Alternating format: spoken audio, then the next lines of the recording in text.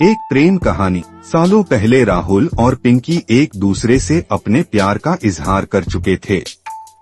जल्दी ही उनकी शादी होने वाली थी, पर कुछ ऐसा था जो वो दोनों नहीं देख पा रहे थे। कुछ ऐसा जो उनके रिश्ते को धीरे धीरे खराब कर रहा था। बात पर राहुल का चिढ़ना, पिंकी पर गुस्सा करना और घंटों उसके कॉल्स इग्नोर करना आम हो गया था। राहुल दिल का साफ था, पर गुस्सा करना जैसे उसका स्वभाव ही बन गया था। वहीं दूसरी तरफ पिंकी भी नाराजगी में अक्सर वही काम करती जो राहुल को पसंद नहीं था। शायद उसका ध्यान अपनी तरफ खींचने का उसके पास यही तरीका था। एक शाम राहुल ने पिंकी को कॉल करके मिलने बुलाया।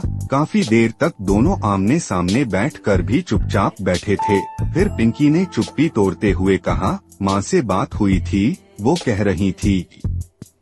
इतना सुनते ही राहुल भड़क उठा। माँ? कौन माँ? क्या तुमने कभी मेरी माँ को अपनी माँ समझने की कोशिश की? क्या उनकी भावनाओं की तुम्हें जरा भी कद्र है?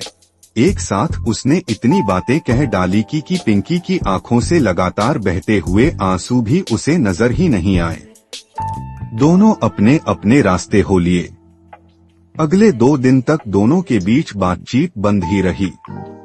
तीसरे दिन माँ ने राहुल से कहा, तुम कल ऑफिस से छुट्टी ले लेना, हमें पिंकी के लिए मंगलसूत्र का डिजाइन पसंद करने जाना है।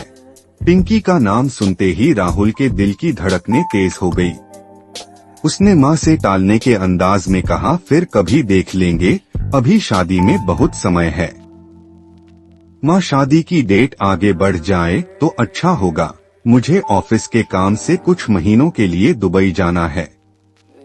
माँ ने कहा, जैसा तुम ठीक समझो।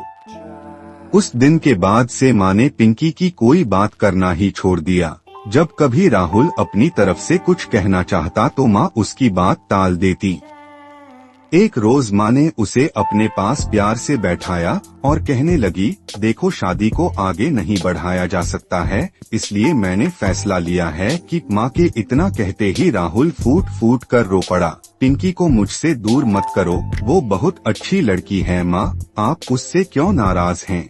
हम मिलकर अपने बीच की नाराजगी सुलझा लेंगे। ना जाने क्या क्या सोचकर राहुल का दिल घबराने लगा। माँ ने कहा, बस यही एहसास कराना था तुमको, कहीं ना कहीं तुम काम के दबाव में थे और इसका सारा गुस्सा पिंकी पर निकाल रहे थे।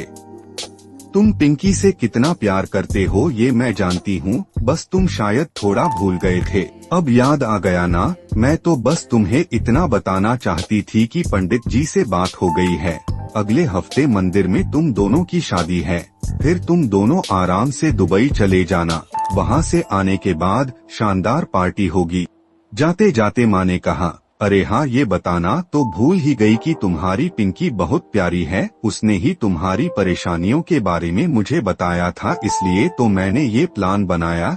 तुम दोनों हमेशा साथ रहो और खुश रहो, बस इतना चाहती हूँ मैं। माँ ने दीवार के पीछे छुपी हुई पिंकी को राहुल के सामने लाकर खड़ा कर दिया और चली गई। एक दूसरे का हाथ पकड़े राहुल और पिंकी कुछ मिनटों तक एक दूसरे को निहारते ही रहे और धीरे से राहुल ने पिंकी के माथे पर एक प्यार भरा बोसा रख दिया। यदि कहानी पसंद आए तो लाइक करें, शेयर करें और सब्सक्राइब करें।